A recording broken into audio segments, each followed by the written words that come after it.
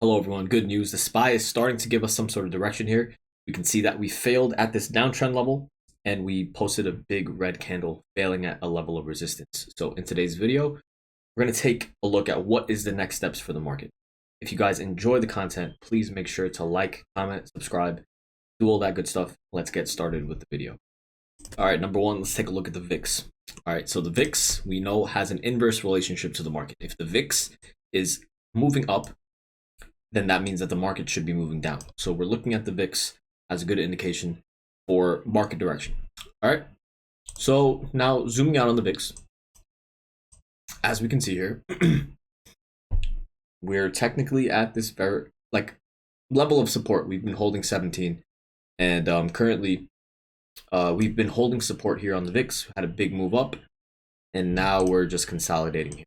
Okay, so if this was a stock, would you be short on this stock at this level, or would you be playing for a bounce on the stock, and would you rather short above on a level of resistance after a bounce? Obviously, I mean, we're consolidating at a level of support, so trying to short down here just doesn't really make any sense. So looking at that from that perspective, right, that would mean that the VIX should be moving up a bit, right? And we know that if the VIX moves up, then that means that the stock market is going to show weakness. And that is what my thought process is so far from just looking at the VIX here. We've been holding the 17 level. We've bottomed out here at around 1550 basically. And we held that level. So we're holding this very important support zone. And as we know, basically we retested prior historical areas on the VIX. And each of those times, basically we've held that level, and now we're moving up from here. So this is technically showing us that the VIX has some strength and some potential move to the upside. And yeah, that would mean that the market should be falling lower. With another thing is that the MACD is about to curl above on the VIX. So we can see that the MACD is oversold. It looks like it's about to cross above. And when the market crosses above, when the VIX crosses above, that is generally a bullish sign. And if the VIX is bullish, once again, then that means that the market should be falling lower. All right. Next, let's take a look at the dollar.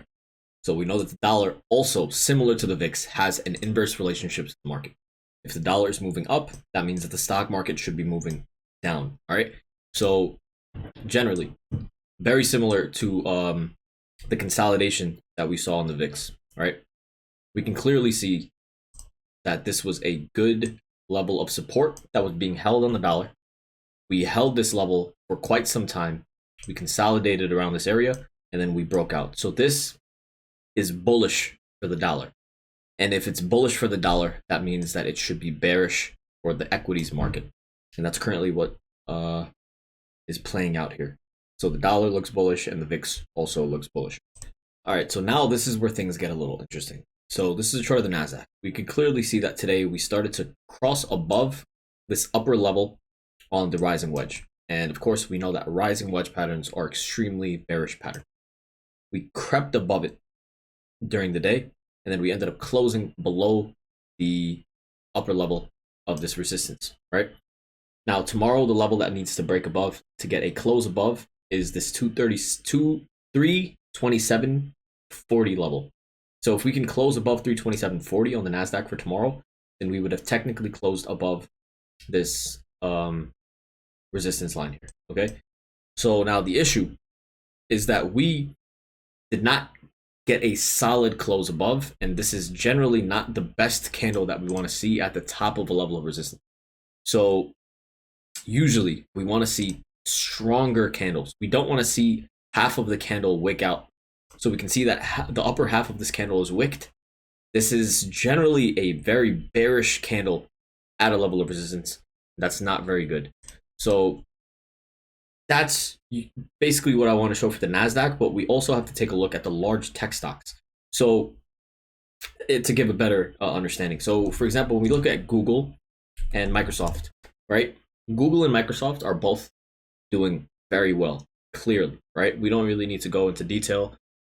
Google and Microsoft are doing very, very well right now. You can see even Google like had a very explosive move to the upside, doing great. Now, the question is, how much better do Google and Microsoft have to do to pick up the slack of the other large tech stocks that are not doing so well? So, for example, Apple not showing the same amount of strength. Amazon is doing well, right? Tesla is not. So Tesla, Apple, they're not doing exceedingly well, all right? And take a look at Meta. Meta's not doing that great. Netflix isn't doing that great either. And Netflix is something that I'm starting to look at for a long-term leap, because I believe that Netflix can start incorporating AI technology into their company, and that would really save them a lot of money in my opinion. But my point is that the AI stocks are not strong enough. Microsoft and Google are not strong enough to pull the rest of the tech sector up. And they clearly are not strong enough to pull the NASDAQ above this trend line, okay? Now, the other thing that we need to take a look at is the NASDAQ looks very similar to what is happening right now on NVIDIA. So in yesterday's video, I was showing how NVIDIA and AMD still had room to go and break above, right? I was showing how things clearly looked very, very bullish, and we bounced off of this trend line, and it looked like there was another explosive move to the upside potential, right? You can see that this MACD line, it's oversold. We were crossing above, bouncing at this trend line. There was more room to the upside, period, point blank. That was basically what I was looking at on NVIDIA. And AMD, I also gave you guys the rundown of how we had this leg similar to back in March. Today, we clearly made a new high, right? But similar to back in March, we consolidated a bit, ended up making another leg up. So now at this point, if we go up even higher, right? In my opinion, if we get to 103, 104, that would be a really, really good opportunity to go short AMD, in my opinion, because similar to what happened back in March, this is just a clear-cut bull trap, in my opinion. Because now, if you're looking at the price of AMD from May 4th to today, we hit a high of the stock jumped up over 26% in 12 days. This is moving like it's a crypto. It's moving like it's a crypto coin, okay? So 26% in 12 days is generally not supposed to happen, okay? And I was basically explaining like the similarities between what was happening back in March, how now, right, technically this looks like a very, very bullish situation, right? Oh my gosh, you know, it's time to go long, right?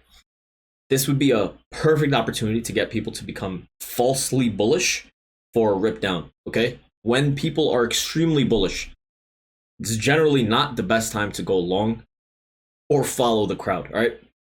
Similar to what happened back here in March, we gapped up. Oh my God, everything was bullish. It looked like we were about to skyrocket to 150. Oh my goodness. Similar situation. Very, very similar situation. We skyrocketed up 30% in 10 days, right? From the lows. Very similar to what just happened now. And that's why I'm saying there is a bit more room to the upside on AMD.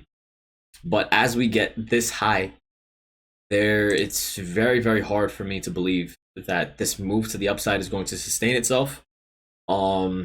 This strength in AMD and the chips, it's primarily caused by AI. So AI companies have to use these large chips to basically power the computing power.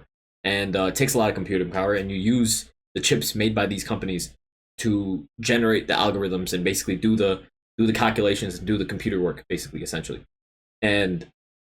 But this is something that is just completely not really sustainable.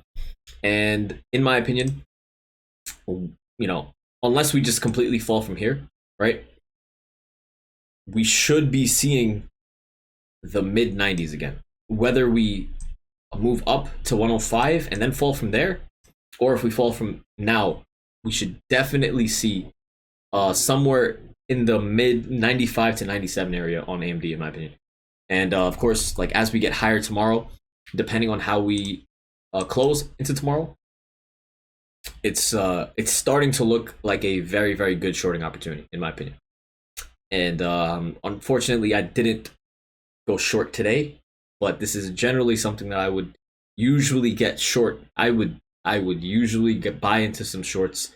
Probably I would have wanted something for 2 months out, but yeah, unfortunately, my internet again wasn't working, and but yeah, hopefully it doesn't just fall. Hopefully we get another gap up, and then we could short from there.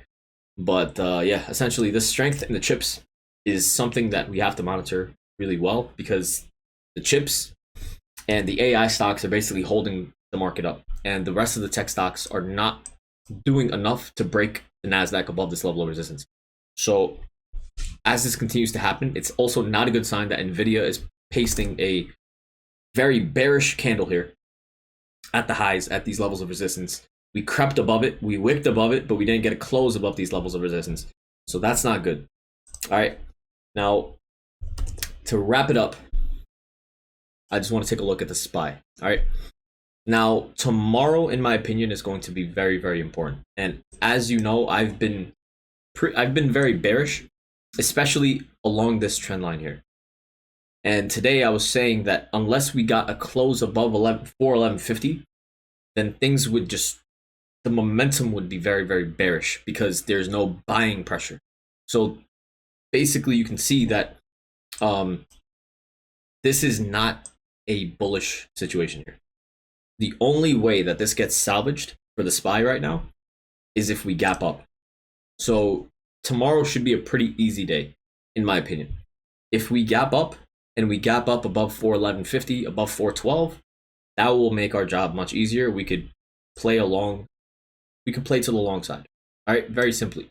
But if we don't gap up, and if we're below 410, then the momentum is going to be very, very bearish, in my opinion. And early morning, we could get a bounce, we could hold some support, etc. But generally, the reason why I'm bearish is if we don't get a strong move to the upside fast, right, this momentum is really just going to push it down. Like, there is going to be a situation soon where we get a very, very strong candle to the downside.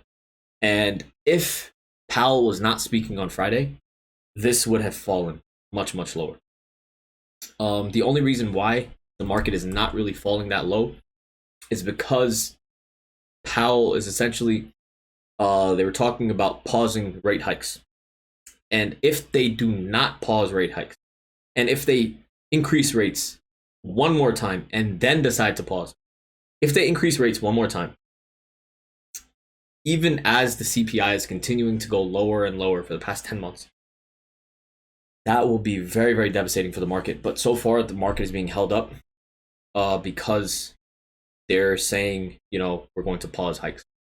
But in general, this is a very bearish situation, and tomorrow there needs to be a decision by tomorrow. And if the only thing that I could see that would just hinder that is if we have like a very flat day once again, but a flat inside day. But regardless, like, if we're not above 412, then unless we break above 412, we could go long. 412, great. Below 410, this can get very, very nasty, and we can see a very bearish move. All right, so I hope this made sense. I hope you guys enjoyed the video. I hope I'm making sense with everything, and hope you guys are enjoying. This week is going to be very, very interesting, and thank you guys for your love and support. Please make sure to subscribe to the channel if you guys haven't already. Like, comment, do all that good stuff. I'll see you guys bright and early tomorrow morning. Thank you.